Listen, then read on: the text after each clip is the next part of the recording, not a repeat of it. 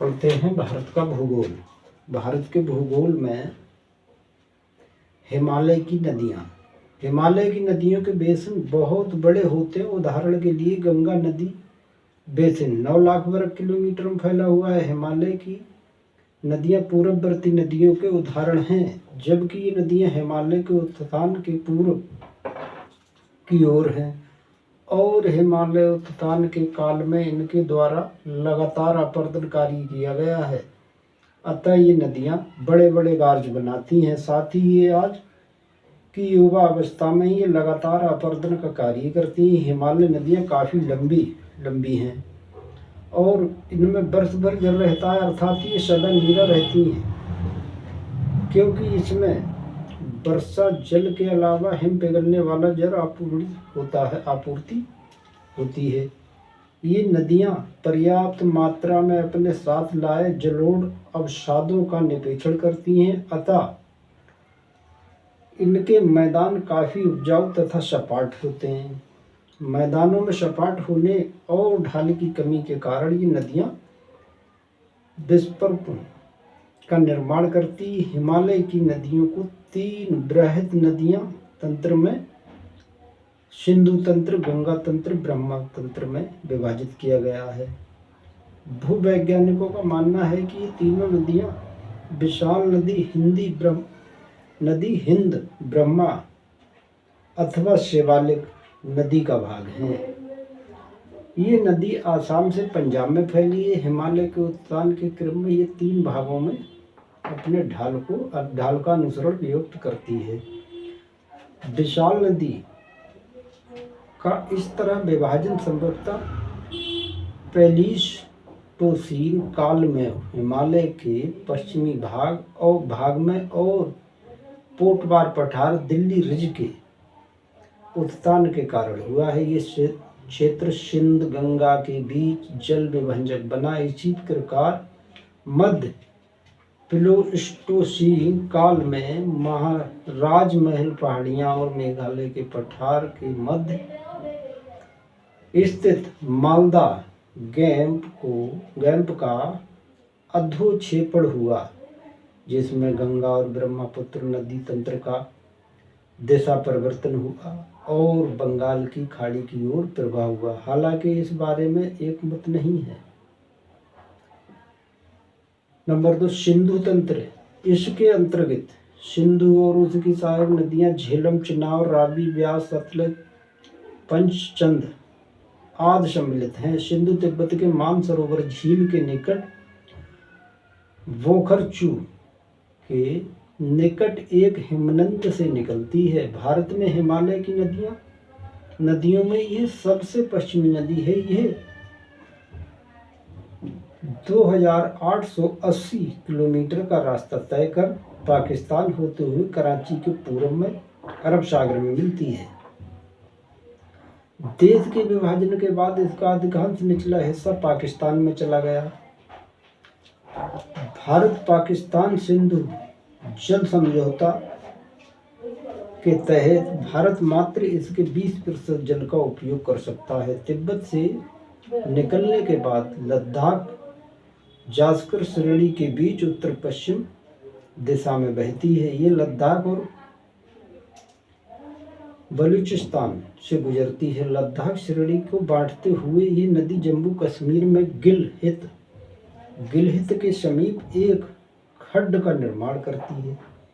ये पाकिस्तान में चिल्लड़ के निकट दरिस्तान प्रदेश में प्रवेश करती है।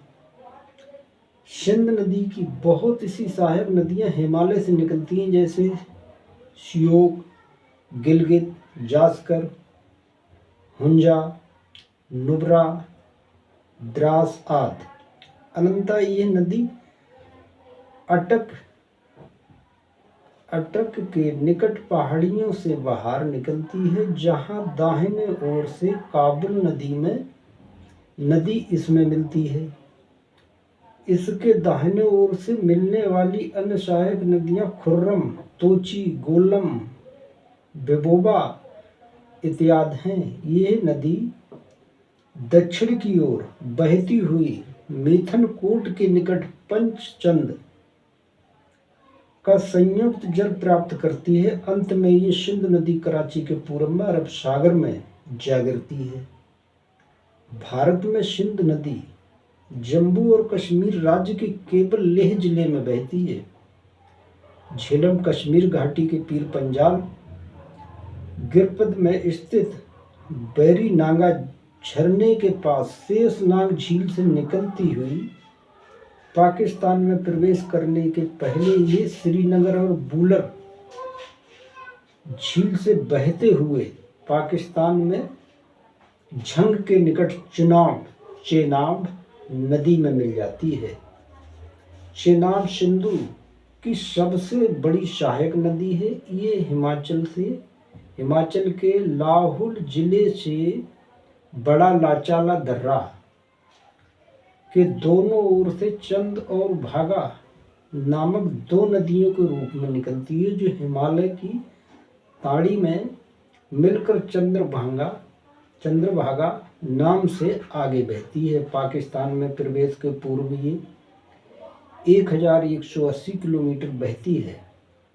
रावी हिमालय के कुल्लू पहाड़ियों में कांगड़ा जिले में रोहतांग दर्रे के पश्चिम से निकलती है और राज्य की चंबा घाटी से बहती हुई पाकिस्तान में प्रवेश करने सराय सिंधु के निकट चेनाब में मिलने के पूर्व ये पीर पंजाल के दक्षिण पूर्वी भाग के धौलाधर के बीच प्रदेश से प्रभावित होती है। ब्यास नदी रोहतांग दर्रे के पास से ब्यास कुंड से निकलती है और कुल्लू घाटी से गुजरते हुए धौलाधर श्रेणी में काटी और लारगी में महाखड्ड का निर्माण करती है। ये पंजाब में हरिके के पास सतलज नदी में मिल जाती है। ब्यास नदी लंबी शुष्क ऋतु के दौरान भी भारी जल राशि के साथ प्रभा रहती है। सतलज नदी मानसरोवर झील के निकट राक्षक ताल से निकलती है। भारत में प्रवेश के पूर्व ये लगभग 400 किलोमीटर तक सिंधु के समानांतर बहती है और रोपड़ में ये महाखड्ड बनाती है। ये हिमालय पर्वत के श्रेणी में सिपकीला से बहती हुई पंजाब में प्रवेश करती है। स्पीति नदी इसकी मुख्य सहायक है। प्रसिद्ध भाखड़ा नाकल बांध सतलज नदी पर ही बनाया गया है। इसके द्वारा निर्मित जलाशयों को गोविंद सागर झील कहते हैं।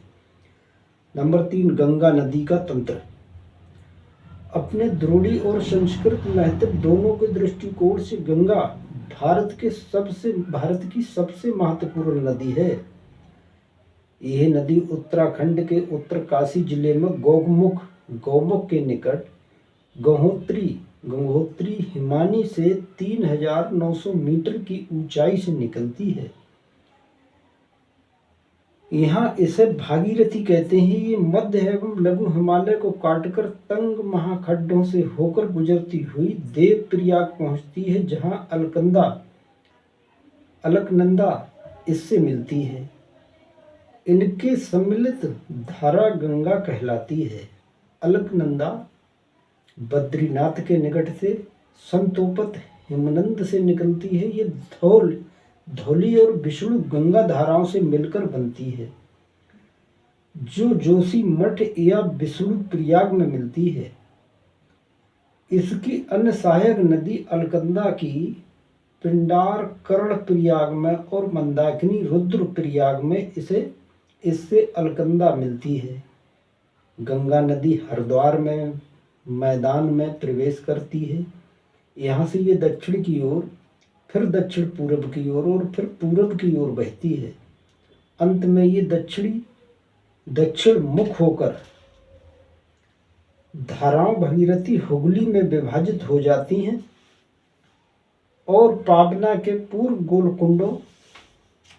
गोलुंडों के पास ब्रह्मपुत्र, जहाँ जमुना के नाम से जानी जाती है, पद्मा से मिलती है और संयुक्त धारा का नाम यहाँ पद्मा है। चांदपुर के पास मेघना इससे मिलती है और संयुक्त धारा मेघना के नाम से आगे बढ़ती हुई अनेक वितरकों में बटकर बंगाल की खाड़ी में मिल जाती है। गंगा की लंबाई 2225 किलोमीटर है। अपने इस लंबे बहाव में उसमें अनेक सहायक नदियां मिलती हैं, जिसमें उत्तर से मिलने वाली नदियां रामगंगा, गोमती, घाघरा, गंडक, कोसी, महानदी हैं। दाहिनी ओर से प्रमुख नदियां इसमें इलाहाबाद के निकट मिलती हैं। यमुना गंगा की सबसे प्रमुख सहायक नदी है। इसके स्रोत उत्तराखंड में यमुनोत्री हिमानी है, जो बंदरपूर क्षेत्र में स्थित है। 6316 मीटर है। प्रयाग में मिलने के पहले यमुना में भी अनेक सहायक नदियां मिलती हैं, जैसे चंबल, बेतवा, सिंधु, केन, हेंडन, हिंद, बरुण इत्यादि। गंगा ब्रह्मपुत्र का डेल्टा विश्व के बड़े डेल्टाओं में एक माना जाता है, जिसका विस्तार हुगली और मेघना नदियों के बीच है। डेल्टा का समुद्री भाग घने वृक्षों से भरा हुआ है, जिसमें समुद्री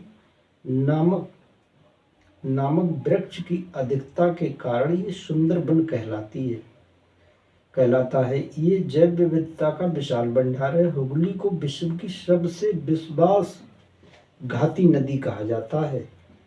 इसी के तट पर कोलकाता बंदरगाह स्थित है। नंबर 4, ब्रह्मपुत्र नदी तंत्र।